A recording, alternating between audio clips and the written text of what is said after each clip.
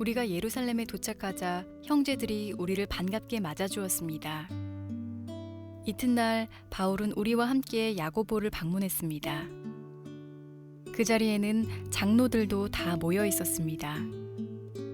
바울은 그들에게 인사를 하고 하나님께서 그의 선교로 이방인들에게 행하신 일을 낱낱이 들려주었습니다.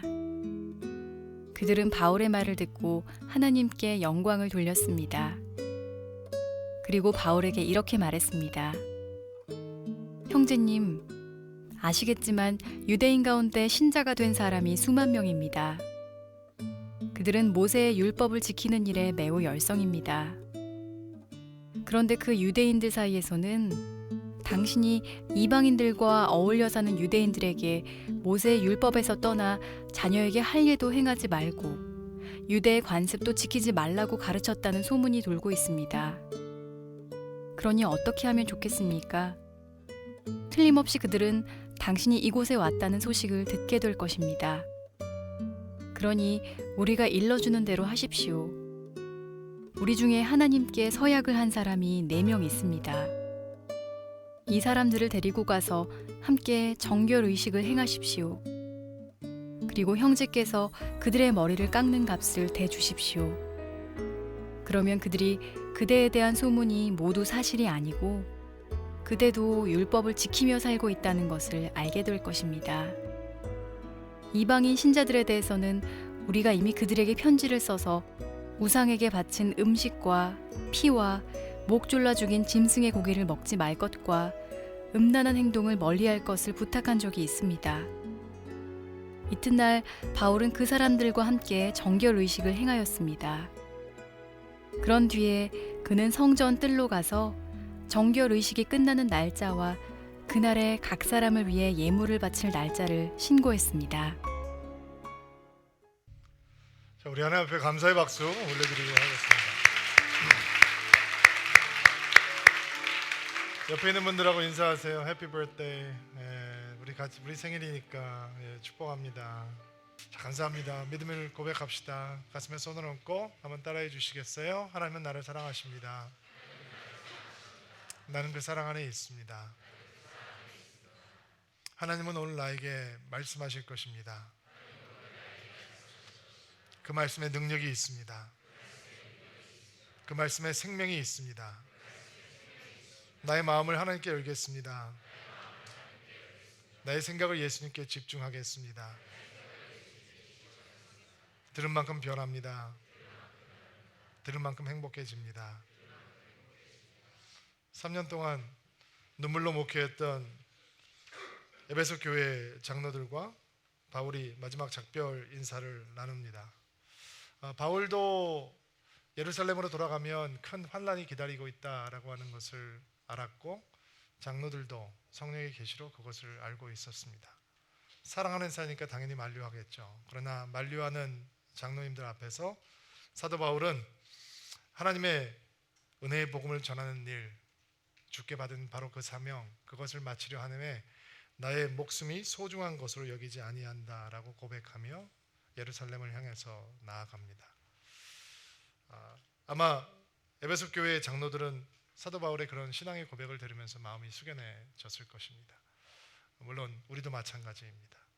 늘 하나님 앞에서 아까워하고 적당히 하면 되지라고 생각하면서 살아가고 있는 우리들에게는 사도 바울의 그런 고백이 예수를 위해서 나의 인생을 아끼지 않겠다라고 하는 바울의 고백 앞에서 우리의 속마음을 들킨 것 같아 부끄러워집니다. 눈물을 흘리는 장로들을 뒤로하고 사도 바울은 고난이 기다리고 있는 예루살렘으로 향하게 됩니다.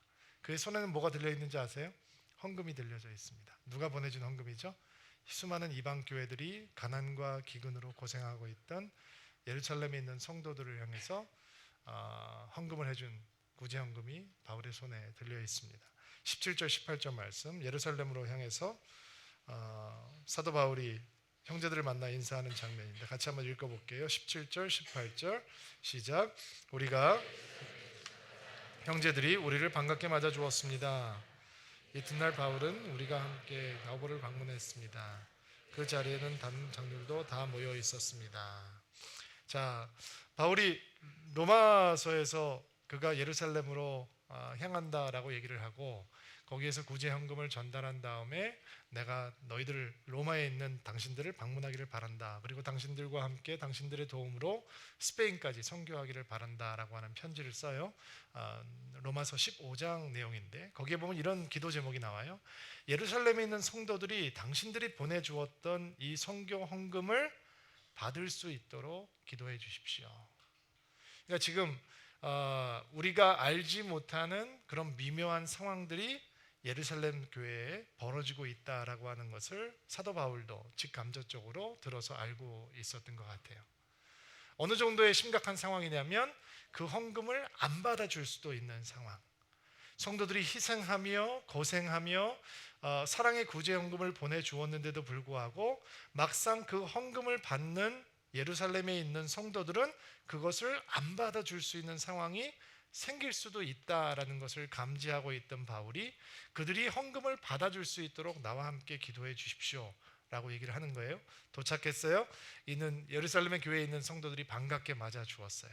헌금도 물론 전달해 주었겠죠. 그리고 헌금을 보내주었던 교회의 대표, 이방인 대표들도 바울과 함께 선교 여행을 하고 그리고 예루살렘까지 도달하게 되었어요.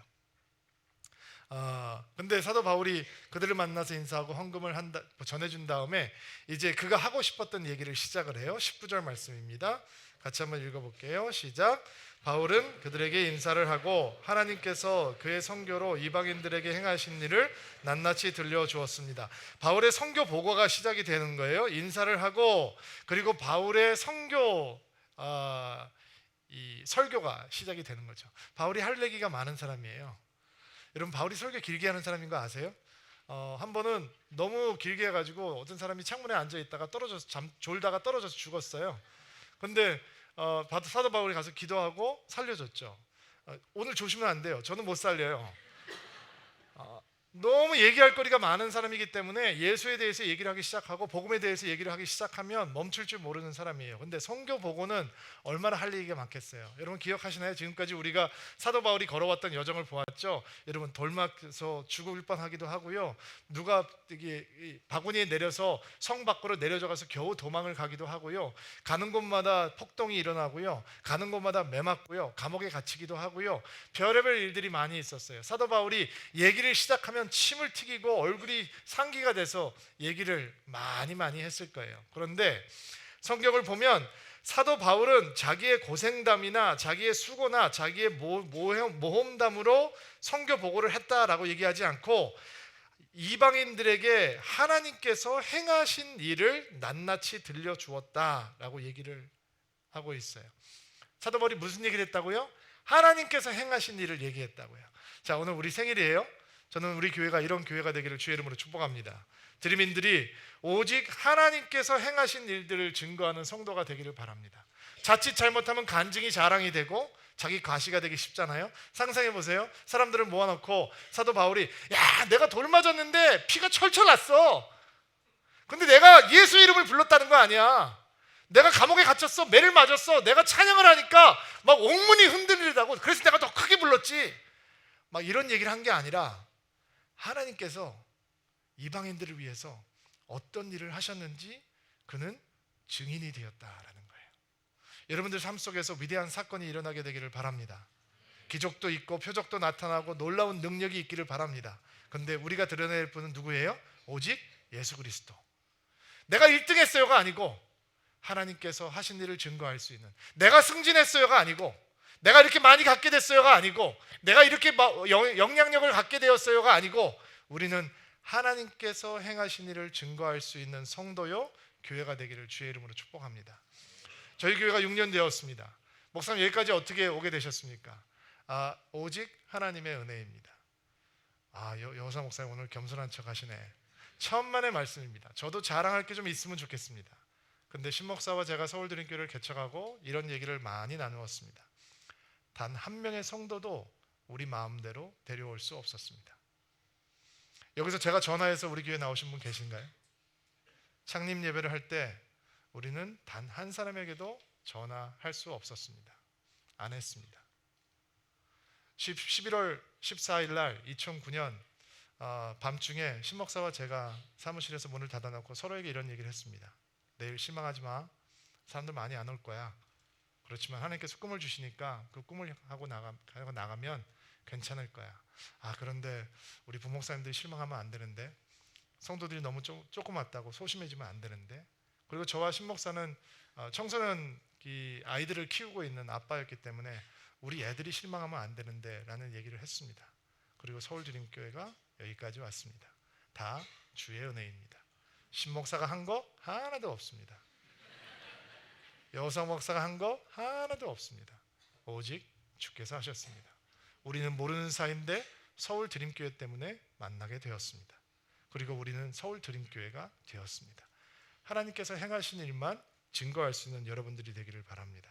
교회가 교회의 아름다움을 잃는 이유는, 성도가 목회자들이 그 아름다움을 잃게 되는 이유는 하나님께서 행하신 일을 말하는 대신 사람이 행한 것을 말하기 때문입니다. 하나님 앞에 영광을 돌리는 대신 사람에게 영광을 돌리기 때문입니다. 여러분의 인생에 있어서 오직 주님만 보여줄 수 있는 인생, 주님을 보여주는 축복의 통로, 그것이 바로 우리의 인생이 되기를 소망하고 우리의 교회가 되기를 바랍니다. 바울이 선교 보고를 열심히 하고 있었습니다. 그리고 그 말을 듣고 반응을 보이는데 반응이 첫 번째는 괜찮은데, 전반부에는 괜찮은데 반응이 살짝 이상해지기 시작해요. 20절 21절 말씀 한번 볼게요. 시작. 그들은 바울의 말을 듣고 하나님께 영광을 돌렸습니다. 자, 여기까지는 괜찮아요. 하나님께 영광을 돌렸습니다. 주님을 찬양합니다. 그리고 본론이 등장을 하는 거죠. 그리고 시작. 그리고 바울에게 이렇게 말했습니다. 형제님, 아시겠지만 유대인 가운데 신자가 된 사람이 수만 명입니다. 그들은 모세의 율법을 지키는 일에 매우 열성입니다. 그런데 그 유대인 사이에서는 당신이 이방인들과 어울려서 사는 유대인들에게 모세의 율법에서 떠나 자녀들에게도 할례도 행하지 않고 유대의 관습도 지키지 말라고 가르치다는 소문이 돌고 있습니다. 22절. 그러니 어떻게 하면 좋겠습니까? 틀림없이 그들이 당신이 이곳에 왔다는 소식을 듣게 될 것입니다.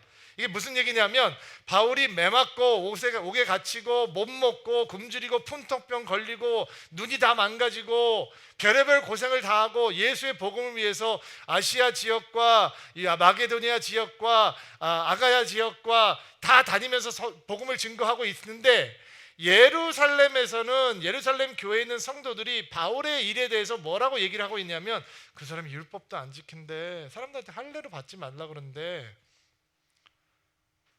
우리 의식법들 다 지키지 않아도 괜찮다고 얘기한대, 그렇게 얘기하고 다닌대, 그렇게 설교하고 다닌대 라는 이 가십이, 소문이 예루살렘 교회에 다 퍼져 있었다라는 거예요. 어느 정도까지? 야고보가 컨트롤하지 못할 때까지. 바울이 예루살렘으로 온다라고 하니까 야고보 사도에게 고민이 생겼는데, 이 흉흉한 소문을 어떻게 잠재울까라는 게 고민이 될 정도로 분위기가 안 좋았던 것 같아요. 사람들이 당신이 여기 왔다는 거 듣게 될 것입니다. 이게 점잖은 표현이고, 점잖지 않게 표현하면 당신 벼르고 있는 사람들이 여기 좀 있습니다 라는 표현하고 똑같은 거죠. 당신이 여기 왔는데 당신에 대해서 몹시 마음이 불편한 사람들이 너무도 많이 있습니다. 아니, 바울이 에베소에서 사역을 할 때는 두란노 성원에서 가서 매일매일 성경을 가르치면서 그 도시의 우상 섬기는 문화가 바뀔 정도로, 그래서 사람들이 데모를 할 정도로 엄청난 사역을 했는데, 그런 얘기를 하지 않고 지금 우상이 무너지고 귀신이 떠나가고 교회가 생기고 아시아의 이방인들이 주님 앞에 구름처럼 돌아오고 있다라고 하는 얘기는 전혀 하지 않고, 바울이 율법을 지키지 말라고 얘기하고 할례를 받지 말라고 얘기하고 이렇게 설교를 하고 다닌다라는 소문이 퍼졌다라는 것입니다. 마음이 아파요. 제가 계속 이번 주에 성경을 보면서, 성경을 묵상하면서 예루살렘 교회를 생각하니까 마음이 아프다 못해 막 화가 나기 시작하더라고요. 어저께도 임직자방 끝나고 이렇게 집으로 돌아오는데 신목사님한테 제가 설교를 이렇게 나누다 그랬어요. 예루살렘 교회를 생각하면 막 화가 나. 아니, 지금 선교사 보내놓고 그렇게 고생을 하고 있는데 뒤에서 기도는 못하고 중보는 못하고 격려하고 편지 쓰지는 못하고 헌금 모아서 선교 사역을 도와주지는 못할 망정 뒤에서 하지도 않은 일들을 소문내고 가십하고 돌아온 사람한테 왔어? 그러면 내가 손을 좀 봐야 되겠어, 벼르고 있는 분위기다. 그게 무슨 교회인가 라는 생각이 들었어요. 그런데 그 분위기를 보고 야고보의 얘기를 들어보면 조금 더 당황스러워요. 지금 교회 분위기가 그런 거예요.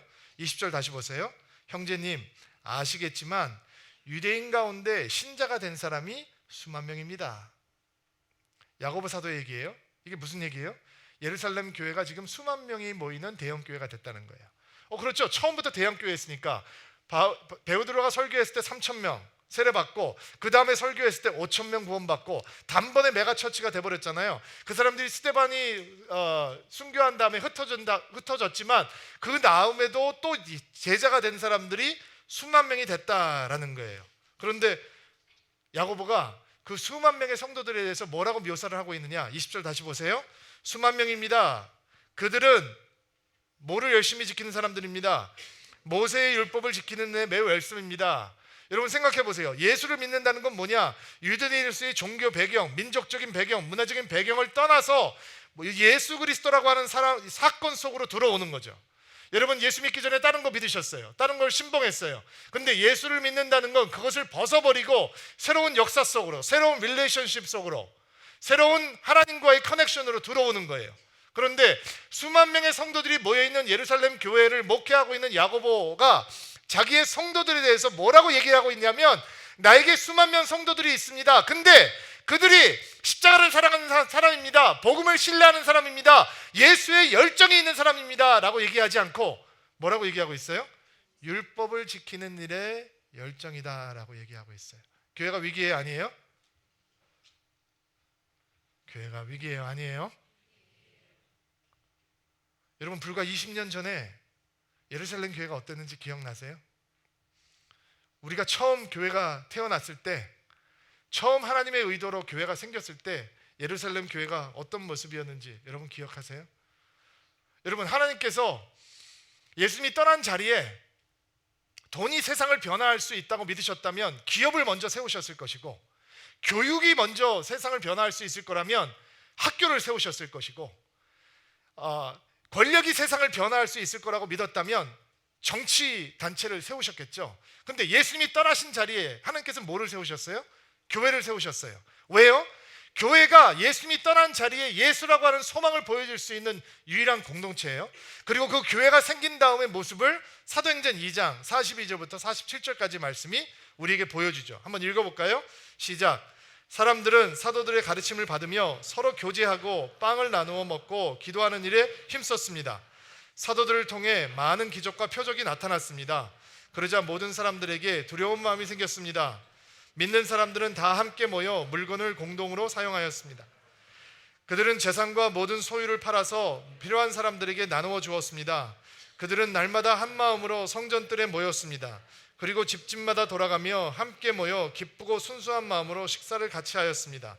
그들은 하나님을 찬양하였으며 모든 사람에게서 칭찬을 받았습니다.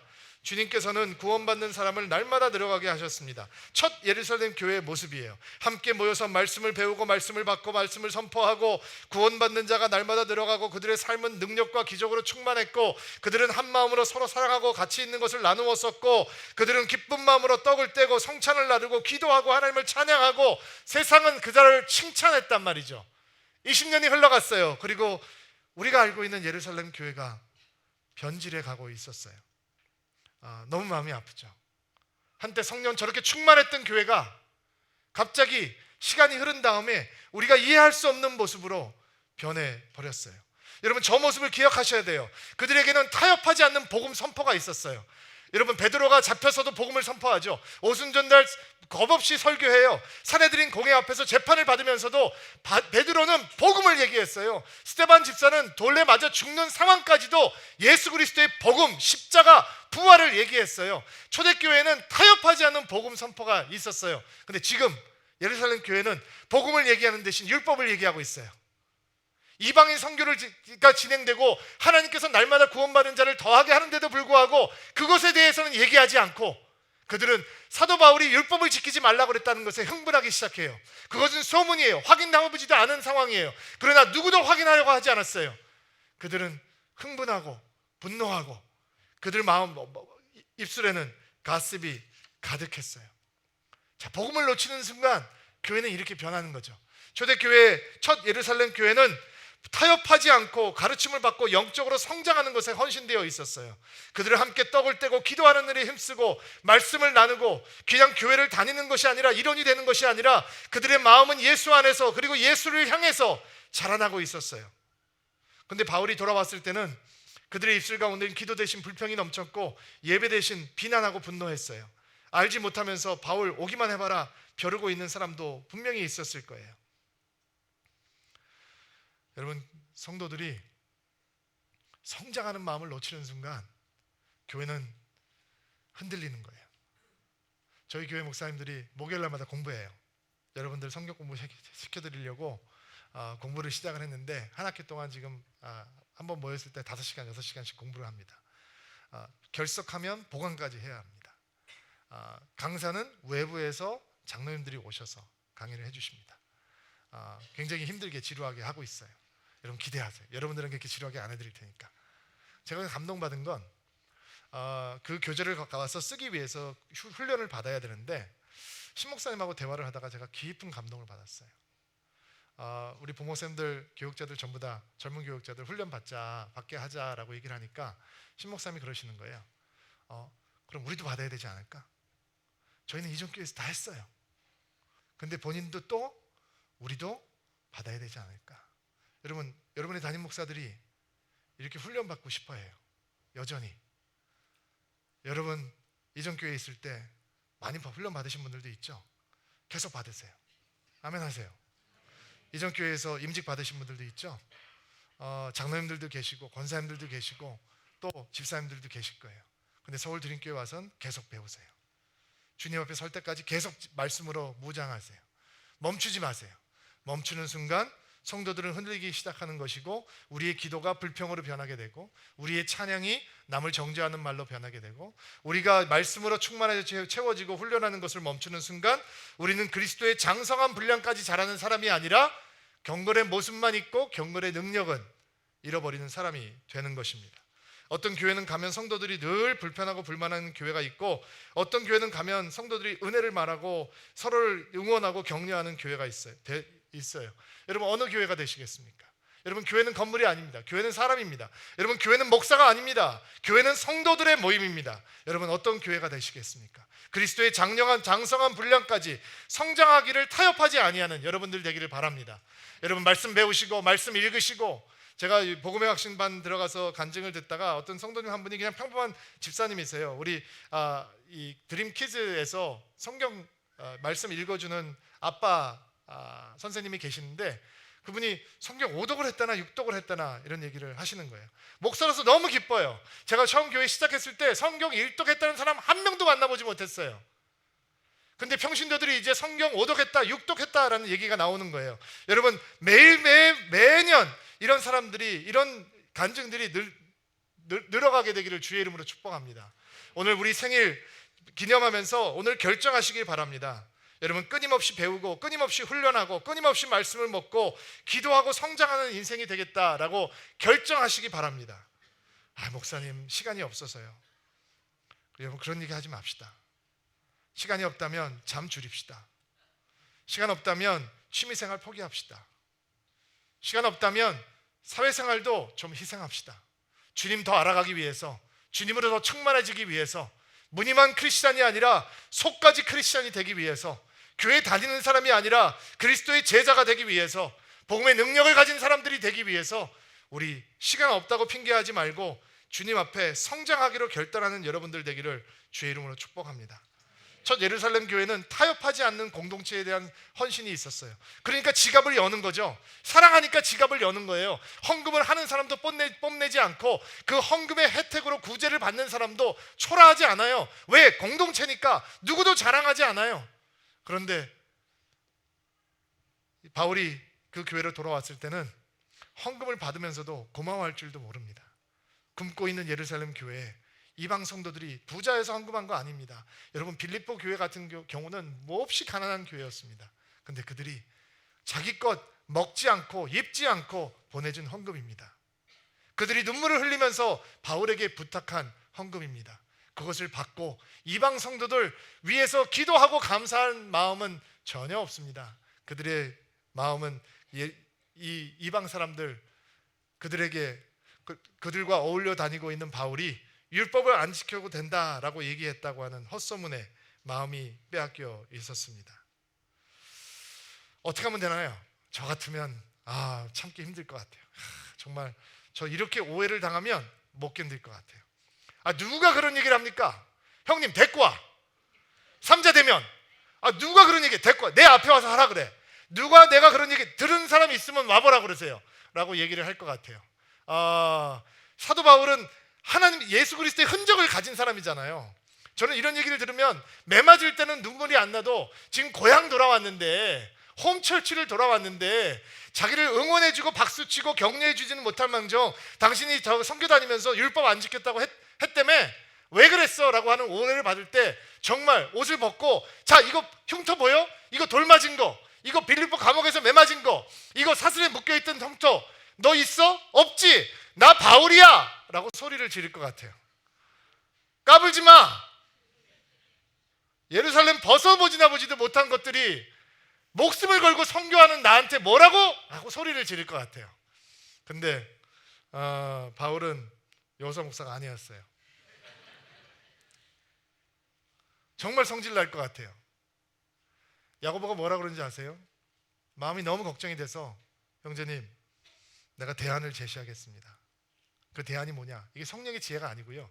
목회적인 지혜를 나누는 거예요. 대안이 뭐냐? 그 당시에는 성도들이 은혜를 받거나 하나님의 특별한 헌신을 할 때 나실인의 서약을 했어요. 이 나실인의 서약이 뭐냐? 오늘 집에 가서 민수기 6장을 읽어보세요. 거기 나오는데 나실인의 서약은 뭐냐면 일정 기간을 정해놓고 금주하고 금욕하고 머리를 자르지 않고 머리를 길러요.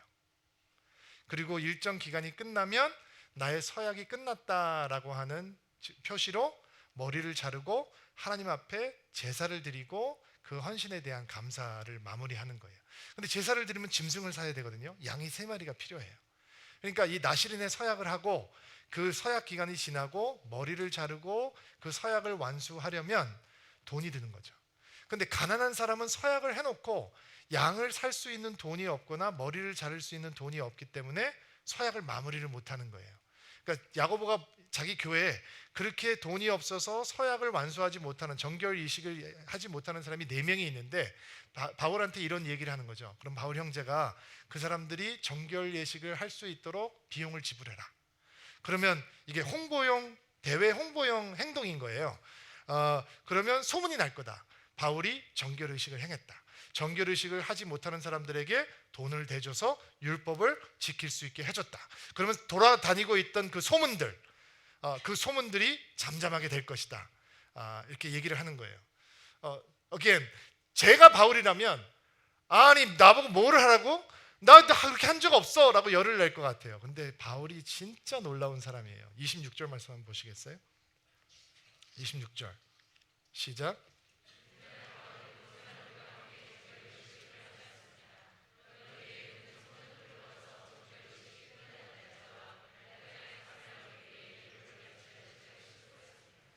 이튿날 바울은 그 사람들과 함께 정결 의식을 행하였습니다. 바울은 야고보의 말에 순종해요. 놀라워요. 변명 없어요? 변호하지 않아요? 항의 없어요. 따지지도 않아요.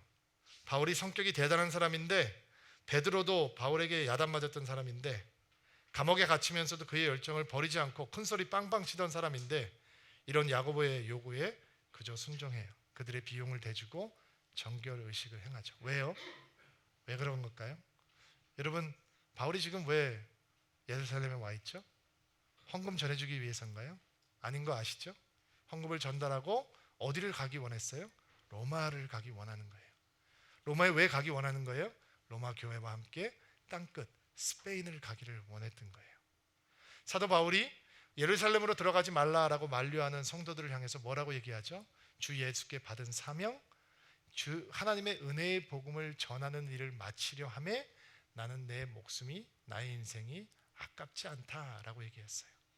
지금 사도 바울이 오해받고 있어요? 중요하지 않아요. 왜? 그의 목적은 어디에 있으니까? 복음을 전하는 거예요. 그의 눈물은 어디에 있어요? 교회를 견고하게 세우는 거예요. 인정받는 거 아니에요? 사람들에게 박수 받고자 하는 거 아니에요? 그가 고생했어요? 사람들이 몰라줘도 괜찮아요? 그가 오해받았어요? 풀지 않아도 괜찮아요? 왜냐하면 그의 열정은 교회가 견고해지는 것이고 교회가 은혜로워지는 것이고 그가 처음 보았던 예루살렘 교회, 그의 마음을 감동했던 예루살렘 교회, 그를 충격에 빠뜨리게 했던 예루살렘 교회, 그 교회가 회복되는 것이었을 거예요. 바울이 예루살렘으로 왔어요. 사람들이 소요가 일어나요. 교회 안에서 술렁술렁거리기 시작해요. 그 은혜로운 교회가 바울 한 사람 때문에 갈리기 시작해요. 그리고 바울은 그 교회를 잠잠하게 하기 위해서, 은혜롭게 하기 위해서 자신의 자존심도 내려놓고 오해를 받는 것도 개의치 아니하고 그는 순종하고 정결의식을 행하게 되는 것이죠. 복음이 전해질 수 있다면, 교회가 견고해질 수 있다면 바울 한 사람쯤 오해받아도 괜찮은 것이고 미스트릿을 당해도 괜찮은 것이죠.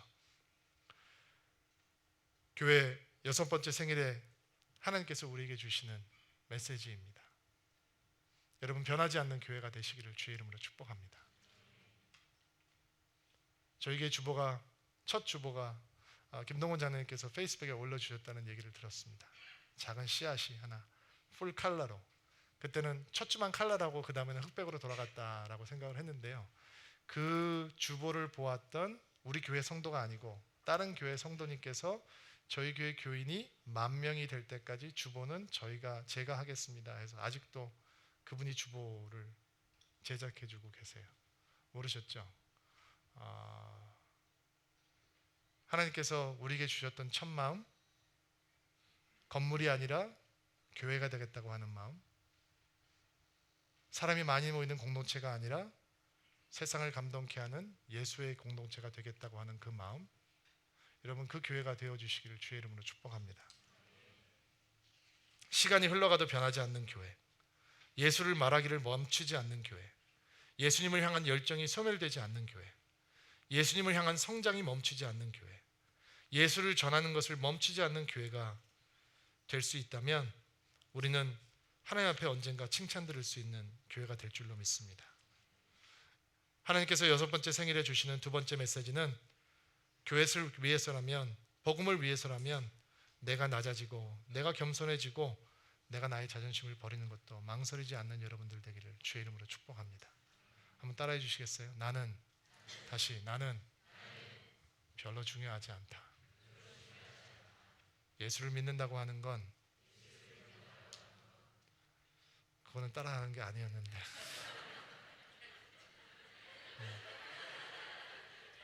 예수를 믿는다고 하는 건 내가 중요하지 않다라고 하는 사실을 깨닫는 것입니다. 그 사실을 여러분이 인정하면 여러분이 하나님 앞에서 얼마나 특별한 존재인지 깨닫게 됩니다. 하나님께서 하나님 앞에서 특별해지니까 사람이 무시해도 화나지 않습니다. 하나님 앞에서 특별한 걸 모르니까 다른 사람이 내 자존심을 상하게 하면 화가 나는 것입니다. 교회는 내가 중요한 것을 기억하지 않는 사람들이 모여 있는 곳입니다. 여러분 상상해 보십시오. 사도 바울이 속에서 열이 났을 거예요. 하나님의 말씀 순종하는 마음으로 야고보의 말을 따라서 성전을 향합니다. 상상하세요. Holy imagination, 거룩한 상상력을 동원하세요. 머리가 긴 장발 4명하고 사도 바울이 성전을 향해서 걸어가 들어가기 시작합니다. 사람들이 수군거립니다. 바울이지? 바울 맞지? 율법 지키지 말라 그랬더니 저자 맞지? 어디 가는 거? 어디 감히 성전을 가?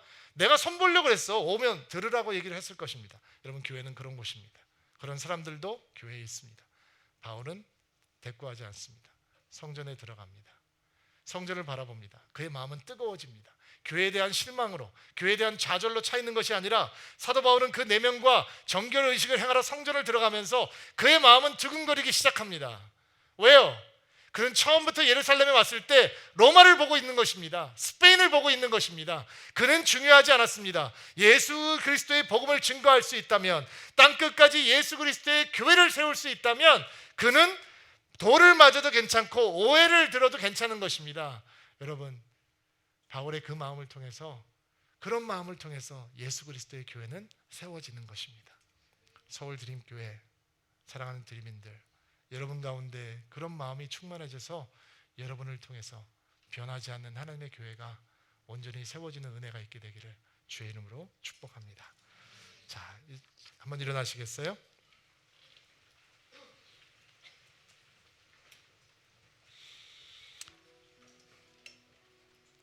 자, 여러분 가슴에 한번 손을 얹고 안수하십시오.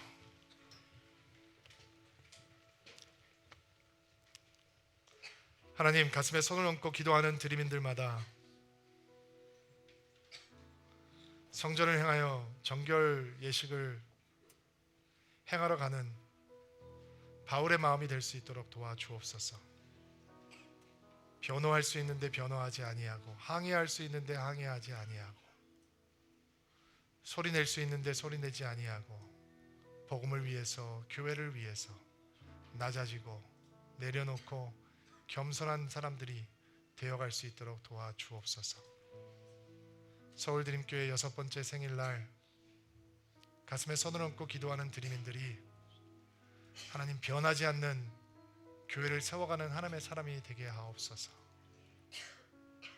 예수를 말하기를 멈추지 않는 교회, 예수를 전하기를 멈추지 않는 교회, 예수를 향해서 자라나기를 멈추지 않는 교회가 될 수 있도록 이들의 열정과 이들의 눈물과 이들의 기도를 주께서 사용하여 주시옵소서.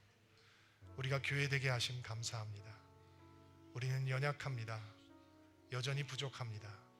그러나 하나님, 우리가 교회가 되겠습니다. 예수 그리스도의 사람들이 되겠습니다. 우리가 가는 길에 인간의 영광은 사라지게 하시고 오직 예수의 영광으로만 충만하게 채워 주시옵소서. 예수님의 이름으로 기도하옵나이다.